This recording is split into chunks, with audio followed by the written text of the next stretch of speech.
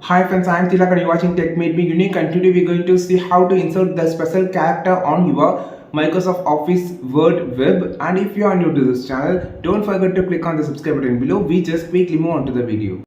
So how to insert the special character on Microsoft Office Word. So just click on the insert option here, then click on the symbols. You can see that many special characters are here. So like Omega, and also the listed symbol, corporate symbol, and also the currencies. You can see euros, pound, and also if you want more, just click on the more symbols here.